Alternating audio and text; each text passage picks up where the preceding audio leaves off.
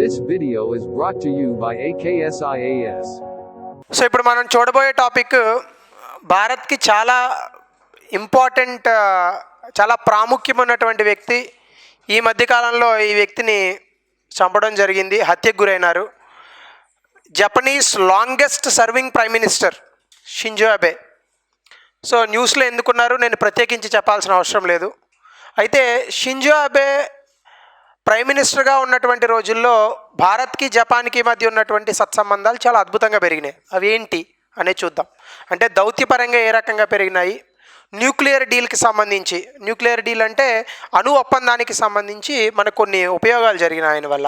అలాగే defence cooperation, భద్రతాపరమైనటువంటి సహకారాలకు సంబంధించి, అలాగే ఇండో పసిఫిక్ నెరేటివ్, ఈ మధ్యకాలంలో క్వాడ్ అని నేను ఆల్రెడీ 2-3 వీడియోలు చేశాను దాని మీద. క్వాడ్కి సంబంధించి కూడా ఏం జరిగాయి, అలాగే డెవలప్మెంట్ కోఆపరేషన్, అభివృద్ధి సహకార విషయాలకు సంబంధించి ఏ రకంగా షింజో అబే అనే వ్యక్తి భారత్కి ఉపయోగపడ్డారు. ఈ మధ్యకాలంలో మీరు కనుక చూస్తే, నేను యూట్యూబ్లో ఎక్కడో న్యూస్ ఛానల్లో చూశాను, ఇది షింజో మళ్ళీ పుట్టవా భారత్ కోసం అని ఒక ఆయన ట్యాగ్ లైన్ పెట్టినాడు. నిజంగా కరెక్ట్ అది. ఎందుకంటే షింజో అబే అనే వ్యక్తి కనుక లేకపోతే భారత్కి జపాన్కి మధ్య ఉన్నటువంటి సత్సంబంధాలు ఏ విధంగా పెరిగే అవకాశం లేనటువంటి రోజుల్లో 2007 ప్రాంతంలో ఆయన ఎన్నికైనాడు. ఆ రోజు నుంచి 2021 వరకు షింజో అబే భారతదేశానికి అనేక రకమైనటువంటి సహకారాన్ని అందించాడు. అందులో మీకు ఆల్రెడీ ఇక్కడ కనిపిస్తున్నాయి. 2007లో క్వాడ్ అనేది వచ్చింది. 2014లో భారత్కి జపాన్కి మధ్య ఉన్నటువంటి సంబంధం స్ట్రాటజిక్ అండ్ గ్లోబల్ పార్ట్నర్షిప్కి పెరిగింది. 2015లో రిపబ్లిక్ డేకి చీఫ్ గెస్ట్గా ఈయన కూడా వచ్చినారు. 2017లో అహ్మదాబాద్ ముంబై మధ్య బుల్లెట్ ట్రైన్ ప్రాజెక్టు కూడా నామకరణం జరిగింది. ఇవన్నీ షింజో అబే చేసినవే. ముఖ్యంగా ప్రధానమంత్రి మోడీ గారికి, మాజీ ప్రధానమంత్రి మన్మోహన్ సింగ్ గారికి చాలా దగ్గరైనటువంటి వ్యక్తి. అసలు పాకిస్తాన్లోనో, ఆఫ్ఘనిస్తాన్లోనో, అమెరికాలోనో, ఎందుకంటే అమెరికాలో కూడా గన్ కల్చర్ ఎక్కువ. ఇట్లా ఒక దేశాధినేతలను చంపారంటే ఒక అర్థం ఉంది. కానీ బుద్ధిజం ఫాలో అవుతూ 2వ ప్రపంచ యుద్ధం తర్వాత సాధుజీవులుగా మారినటువంటి జపాన్లో అసలు ఇట్లాంటి ఒక విషయం జరగడం అనేది చాలా దురదృష్టకరం. అయితే ఈ ఇన్వెస్టిగేషన్లో కూడా ఇతన్ని చంపినటువంటి వ్యక్తి పేరు యమగామి. ఆ వ్యక్తి పేరు, నువ్వు అసలు ఎందుకు చంపేవరయ్యిందంటే అతను చెప్పిన రీజన్ చాలా ఆశ్చర్యానికి గురి చేసింది. అసలు ఏ రకమైన పొలిటికల్ మోటివేషన్స్ లేవు దీని వెనకాల. షింజో అబే ఏదో ఒక ఆర్గనైజేషన్లో, ఒక రిలీజియస్ ఆర్గనైజేషన్, అది మతపరమైనటువంటి సంస్థ, ఈ ఆర్గనైజేషన్లో ఇతను సభ్యుడిగా ఉన్నాడట. ఈ ఆర్గనైజేషన్కి చంపినటువంటి యమగామి తల్లి తనకున్నటువంటి ఆస్తిని మొత్తం దారాదత్తం చేసిందంట. ఆ కోపంతో వీడు వచ్చి కాల్ చేసాడట. ఏమన్నా అర్థం ఉందా దానికి? సో ఇది పక్కన పెడితే ఎగ్జామినేషన్ పాయింట్ ఆఫ్ వ్యూలో మనకి ఏమి ఇంపార్టెంట్, ముఖ్యంగా షింజో అబే భారతదేశానికి మధ్య ఉన్నటువంటి సంబంధం. 2006, 2007లో మొట్టమొదటిసారి ఆయన మన ఇండియాకి వచ్చారు. పార్లమెంటరీలో ఆయన ఒక అడ్రస్ స్పీచ్ కూడా ఇచ్చారు. అలాగే 2014, 15, 17లో 3 సార్లు ఇండియాని విజిట్ చేశాడు.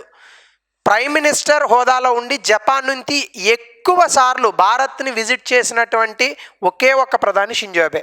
అంటే ఇన్ని సంవత్సరాల జపాన్ భారత్ సత్సంబంధాల్లో భాగంగా ఒకే ఒక ప్రధాని భారతదేశాన్ని ఇన్నిసార్లు విజిట్ చేసినటువంటి జపనీస్ ప్రైమ్ మినిస్టర్. అలాగే he was the first Japanese prime minister to be the chief guest at republic day. ఇవి భారత్ ఆయనకు ఉన్నటువంటి ప్రత్యక్ష హోదాలో, ప్రైమ్ మినిస్టర్ హోదాలో ఉన్నటువంటి సంబంధాలు.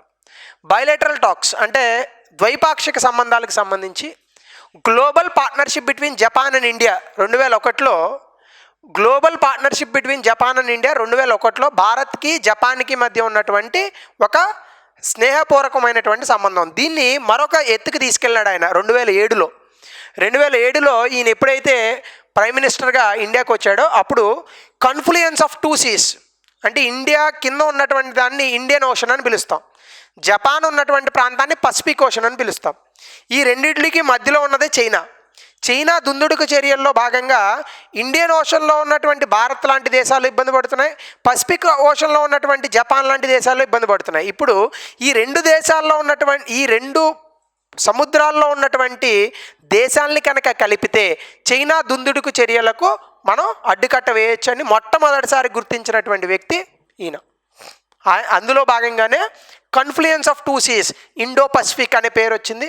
అక్కడి నుంచే క్వాడ్రిలేటరల్ డైలాగ్ అని మీకు ఆల్రెడీ చెప్పాను, అది కూడా రావడానికి ఇతనే కారణం. అలాగే ఈ విషయాల్లో భాగంగా డిఫెన్స్ కోఆపరేషన్కి వస్తే కనుక foreign and defence ministers meeting 2+2 అంటే భారత్ వైపు నుంచి రక్షణ శాఖ మంత్రి, అలాగే ఫారెన్ మినిస్టర్ ఎవరైతే ఉంటారో ఎక్స్టర్నల్ అఫైర్స్ మినిస్టరు ఇద్దరు, అటు నుంచి ఇద్దరు, వీళ్ళిద్దరూ కలిసి దౌత్యపరమైనటువంటి సంబంధాలను ముందుకు తీసుకెళ్ళాలి అనే ప్రక్రియను మొట్టమొదటి ఇండియా జపాన్ మధ్య స్టార్ట్ చేసినటువంటి వ్యక్తి షింజో అబే. అంటే మీకు ఇవి అడగచ్చు, షింజో అబే తీసుకొచ్చినటువంటి దౌత్యపరమైనటువంటి లేదా ఇతర సంబంధాలు జపాన్కి ఇండియాకి మధ్య ఏమున్నాయని అడగచ్చు. ఒకటి ministerial meeting 2+2, 2 acquisition and cross servicing agreement. ఇది అసలు తెలియదు చాలామందికి, ఎగ్జామ్లో అడిగితే మీరు దెబ్బ పడుతుంది. ఇది ఒక మిలిటరీ లాజిస్టిక్ సపోర్ట్ అగ్రిమెంట్. యాక్చువల్గా ఇలాంటి మిలిటరీ లాజిస్టిక్ సపోర్ట్ అగ్రిమెంట్ భారత్కి యుఎస్ఏతో ఉంది ఇప్పుడు, రైట్. అయితే జపాన్కి భారత్కి ఉందన్నటువంటి విషయం జనరల్గా న్యూస్ పేపర్లో రాలా ఇప్పుడు, కానీ ఈ మధ్యకాలంలో ఈయన్ని హతమార్చినటువంటి తరుణంలో ఈ ఇన్ఫర్మేషన్ కూడా పేపర్లో వచ్చింది. సో ఆ అగ్రిమెంట్ పేరు important, acquisition and border servicing agreement. ఇది ఒక మిలిటరీ లాజిస్టిక్స్ అంటే ఏంటంటే ఈ మిలిటరీకి సంబంధించి, రక్షణ రంగానికి సంబంధించి ఒకళ్ళ దగ్గర ఉన్నటువంటి సామాగ్రిని మరొకరు వాడుకునేటటువంటి ఒక ఒప్పందం. పూర్తి స్థాయిలో అది రాలేదు, జస్ట్ అగ్రిమెంట్ చేసుకున్నాం అంతే. అలాగే నవంబర్ 2019లో ఫస్ట్ 2+2 మీటింగ్ ఎక్కడ జరిగిందని అడిగే అవకాశం ఉంది, న్యూఢిల్లీలో జరిగింది. అలాగే transfer of defence equipment and technology అంటే మనకున్నటువంటి రక్షణ రంగ సాంకేతికత సామాగ్రికి సంబంధించి మనం జపాన్తో పంచుకోవడానికి, జపాన్కు ఉన్నటువంటి అధునాతన సాంకేతికతను మనతో పంచుకోవడానికి ఒక ఒప్పందం జరిగింది. అది ఎప్పుడు జరిగింది? 2015. దాని పేరు అడగచ్చు, transfer of defence equipment and technology. అలాగే Indo Pacific narrative, Indo Pacific architecture, quad అనేటటువంటిది కూడా మొట్టమొదటిసారి ఈయన ఆధ్వర్యంలోనే వచ్చింది.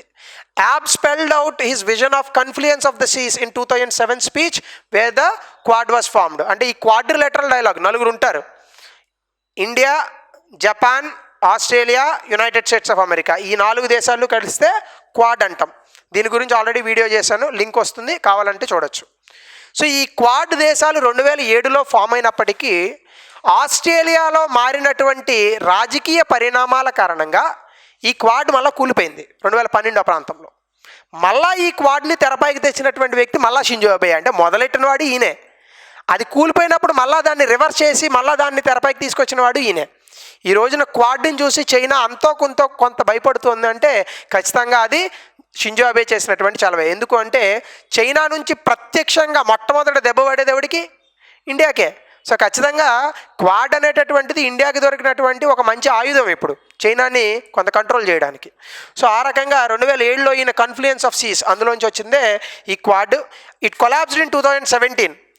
సో 2017లో ముఖ్యంగా ఈ ఆస్ట్రేలియన్ ప్రైమ్ మినిస్టర్ ఎవరు ఉన్నారో పేరు నాకు గుర్తులేదు.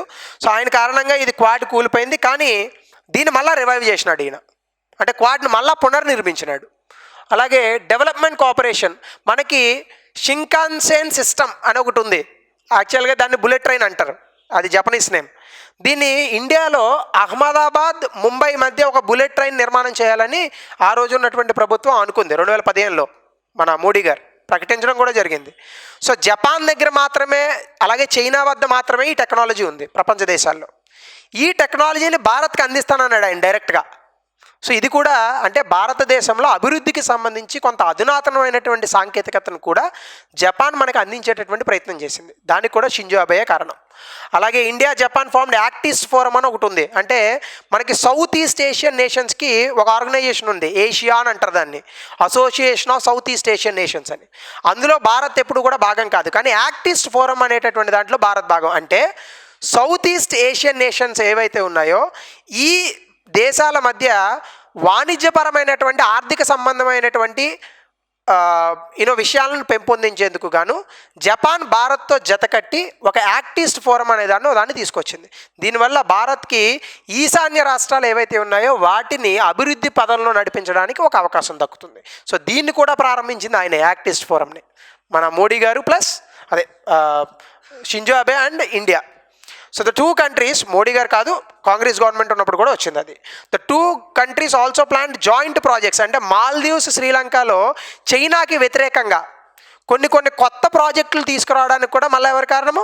మళ్ళీ ఇదే షింజో అబే కారణం. అంటే చూడండి ఇండియాకి ఎంత చేసినాడు ఆయన. సో అందుకే షింజో మళ్ళీ పుట్టవా అనే దాంట్లో అతిశయోక్తి కూడా ఏమి లేదు. సో ఖచ్చితంగా భారతదేశానికి జపాన్ తరపున చాలా అద్భుతమైనటువంటి చేసినటువంటి వ్యక్తి. అయితే ఇక్కడ ఎక్కడో న్యూక్లియర్ అనేది ఒకటి మిస్ అయినట్టున్నాం మనం.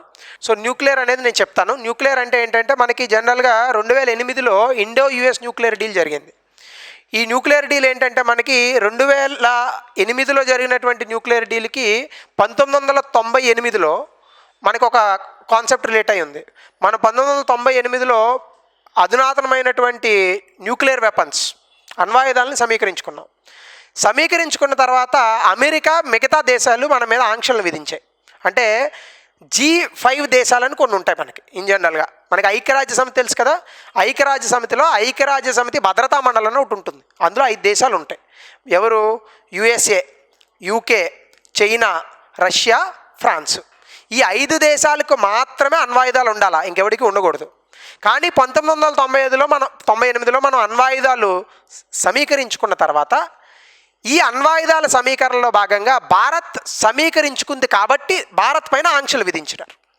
అయితే ఆంక్షలు విధించిన తర్వాత మనం ఏం చెప్పాము? అరే మేము అణ్వాయుధాలు మా కోసం కాదు, మా మీద ఎవడన్నా వేస్తే మేము అణ్వాయుధాలను వాడతాం, మేము ఎవరి మీద అణ్వాయుధాలను వేయం.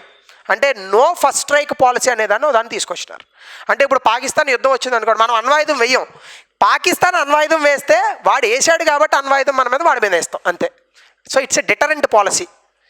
కాబట్టి నో ఫస్ట్ స్ట్రైక్ పాలసీ అనేదాన్ని భారత్ తీసుకుంది. ఈ నో ఫస్ట్ స్ట్రైక్ పాలసీని ప్రపంచ దేశాలు ఏవి నమ్మకపోయినా అమెరికా, జపాన్ నమ్మినాయి. అమెరికా, జపాన్ నమ్మాయి కాబట్టి అమెరికా వాడు వచ్చి ఇండియాతో ఇండో యుఎస్ న్యూక్లియర్ డీల్ చేసుకున్నాడు. ఇండో యుఎస్ న్యూక్లియర్ డీల్ అంటే ఏంటి? విద్యుత్ ఉత్పత్తి కోసం మనం రకరకాల మార్గాలు ఎన్నుకుంటాం. అయితే అందులో భాగంగా న్యూక్లియర్ టెక్నాలజీ అంటే అణ్వాయుధాలలో వాడేటటువంటి కొన్ని ఫ్యూయల్స్ ఉంటాయి మనకి, ప్లూటోనియము, యురేనియము. వీటితో మనం ఏం చేయొచ్చు అంటే విద్యుత్తును ఉత్పత్తి చేయొచ్చు. ఆ టెక్నాలజీ మన దగ్గర లేదు. ఈ టెక్నాలజీని మనం అమెరికా, జపాన్లో అడిగినాం. సో ఇండో యుఎస్ న్యూక్లియర్ డీల్లో దీన్ని సివిల్ న్యూక్లియర్ డీల్ అంటారు. అప్పుడు అమెరికా ఒప్పుకుంది. అయితే జపాన్ ఒప్పుకోలా. జపాన్ ఏమన్నది? మీరు అమెరికాతో ఒప్పందం చేసుకున్నా మీరు వాడేటటువంటి టెక్నాలజీలో కొన్ని పార్ట్లు ఇండియా నుంచి రావాలి, జపాన్ నుంచి రావాలి, మేము ఒప్పుకోంది. కానీ షింజో అబే ఎప్పుడైతే ఇండో యుఎస్ న్యూక్లియర్ డీల్కి సంబంధించి ఇండియాకు వచ్చినాడో దాని తర్వాత మనం దానికి ఎప్పుడైతే ఎక్స్ప్లెనేషన్ ఇచ్చినామో అక్కడ పార్లమెంటులో ఒప్పుకోలేనటువంటి వ్యక్తులు కూడా ఒప్పించి సివిల్ న్యూక్లియర్ డీల్కి జపాన్ వైపు సుముఖత చూపించినటువంటి వ్యక్తి షింజో అబే. సో ఈ రోజున మనకి కుదాన్కులం తర్వాత ఇంకా రకరకాల ప్రాజెక్టులు ఆలోచిస్తున్నాము న్యూక్లియర్ పాలసీలో భాగంగా. అంటే ఖచ్చితంగా అది అమెరికా, జపాన్, రష్యా ఈ 3 దేశాల కారణంగానే. రష్యా, అమెరికా ఒప్పుకున్నా జపాన్ ఒప్పుకోలే కొన్ని ఎక్విప్మెంట్స్ ఇవ్వడానికి. కానీ షింజో అబే నేతృత్వంలో ఆయన ఒప్పించాడు వాళ్ళ పార్లమెంట్ని. ఒక వ్యక్తి పార్లమెంట్ని ఒప్పించాల్సిన అవసరం ఏముంది? సో ఖచ్చితంగా భారత్కి ఎన్నో విషయాలలో సహకారాన్ని అందించినటువంటి వ్యక్తి అకాల మరణం చెందాడు. సో కాబట్టి ఇది మనకు తెలిసినటువంటి విషయం. ఇందులో భాగంగా క్వశ్చన్ ఆఫ్ ద డే చూస్తే, in which year India and Japan upgraded the relationship to special strategic and global partnership? ఇందాకే చెప్పాను 2014. That is the answer. First స్లైడ్లో చూపించాను. సో ఇట్లాంటి ప్రశ్నలు మీకు ఎగ్జామ్లో వస్తాయి. This video is brought to you by AKSIAS.